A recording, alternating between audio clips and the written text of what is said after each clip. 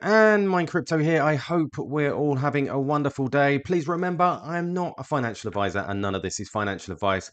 And none of the information provided in this video should ever be seen or taken as a signal to buy or to sell. And as we can see, market looking rather memey as usual. And as we can see, Quant is down one rank to 84, currently holding that $90 range. Is this the new support rather than $100 at the moment? Now, as we can see, market cap is $1.1 billion, 24-hour volume low, which is expected. Over the weekend, we see it at $13 million, currently down 0.3% in the hour, up 0.8% in the day, and down 1.7% in the week. This price action does not bother me because I see the bigger picture and I see what is happening behind the scenes with all the research that I do. And as you can see, Crypto Quant here, we can see the spot exchange reserves not changing at all, still around that 252,000 mark. And if we look at the all exchanges, we can see with derivatives 1.6 million, slightly higher over the last couple of weeks. But remember, we are waiting on certain news this summer. Now, I see this from Bull Shark Trading. He says, look at this shitecoin, disgusting behavior, just sitting sideways, not doing anything. He says, also, Quant will have its day for those of you who have sold because you are missing out on some short-term gains. Shows you wasn't diversified enough. Those of you who have held strong and or are continuing to build on your positions, we salute you. You will reap your rewards. And I completely agree. I am well diversified across the market. Yes, I believe in Quant, probably the most out of all coins, because I believe much of the rest is pretty much hype. Although there are some coins like Alliance Block, NXRA, which I really do believe in the fundamentals. And I personally, not financial advice, believe it will do very, very well. Now, I posted this the other day. Now, obviously, a lot of you know I sit there and I look on chain, and I think it provides us with a lot of information. And a lot of people don't really spend time looking at what's going on. Now, I saw this lots of activity from GSR here.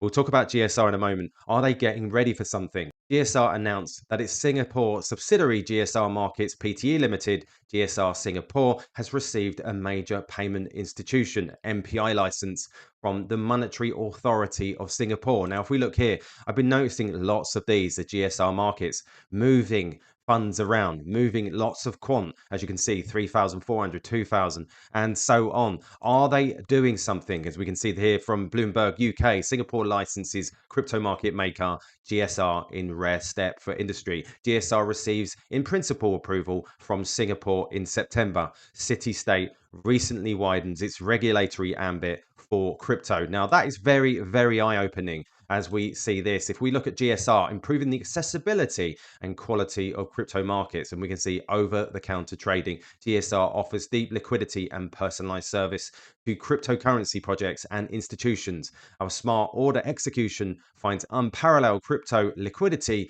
and price across wide range of market participants. They've been market making since 2013. GSR has served as a liquidity provider across the crypto ecosystem, which is very, very interesting because if we see this from Greg Lunt, Quant is a dominant force in the UK, from the Bank of England to the digital pound to the RLN. Everything the UK builds around digital money runs through Overledger. Now they're collaborating with Singapore. Now, do you see the connection there? Collaborating with Singapore, and we see GSR moving Quant around the country with #1 freest economy in the world and 2 the most pro-business. They're bringing Singapore up to date on their entire digital asset strategy. And as we know, they've approved that license for GSI, which we're going to talk about a bit more in a moment. From CBDCs to tokenization, all of which is based around Quant. Network effects in motion, and we can see there from the UK government, UK and Singapore strengthen collaboration in sustainable finance and fintech. Now, we also see this UK share developments and progress following the publication of the digital pound consultation paper on the 25th of January 2024, including a design phase which would be followed by a decision on whether to proceed with retail CBDC. The UK also shared their thinking on wholesale payments, including on infrastructure supporting the settlement of tokenized transactions. And we can see here the UK and Singapore shared their respective projects and initiatives in tokenization and DLT, which is very, very interesting. But we can also see this. Now, if we go back to GSR, crypto market maker GSR appoints former JP Morgan executive as head of trading. The new hire happens as digital asset markets are maturing and have become increasingly intertwined with traditional finance. Now, I posted before, if we notice that even other market makers like Copper, who have recently added Philip Hammond, the ex-chancellor, to the UK, and also we notice that George Osborne has joined Coinbase. So things getting very, very interesting. Now, if we look at a post from Tokenizer, we can see here JP Morgan's clear on the DLT solutions choice.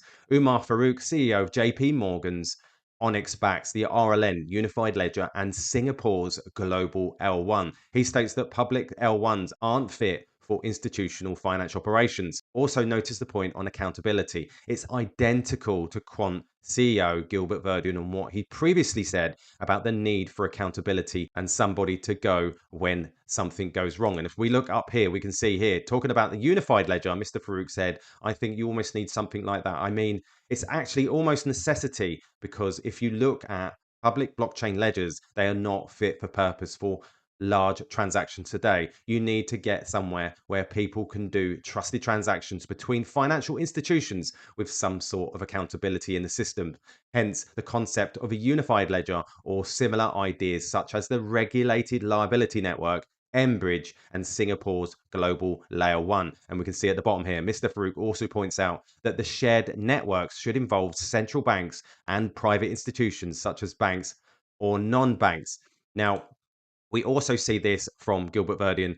A common criticism from outsiders, newcomers to the project is, I'm writing an article about this. I want to make it clear, enterprises will not decentralize. There is no way a corporate or government is going to go 100% decentralized. There needs to be contracts in place, services delivered, and SLAs met. When something goes wrong, the company needs to hold a provider accountable to resolve and maintain the service. When I was the CIO, CTO, who would I actually ring if I'm using a service that is run like a DAO? And absolutely, they need someone to point the finger at if something goes wrong. And they can't do that within this decentralized environment. Tokenizer goes on to say here, it's not a coincidence that these points align. It's simply how enterprises must be run. When something goes wrong, there has to be someone you can ring up. For most part, that's not the case in public permissionless DLT networks. Everything from Overledger, SATP, ISO TC 307 was made for this exact reason. So there is a common standard framework around DLT for enterprise.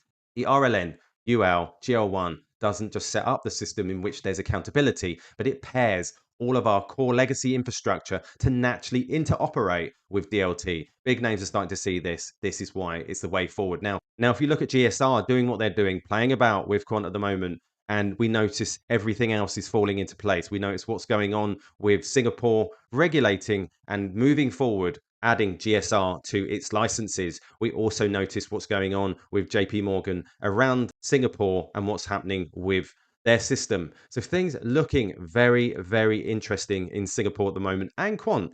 So we just have to wait and see. Lots coming up this year, although price is not reflecting what's actually going on behind the scenes. But we've seen within history, this is sometimes the case before we see that price movement. So there you go, guys. Just a quick update, keeping you updated with the news. All the best, and I'll catch you later.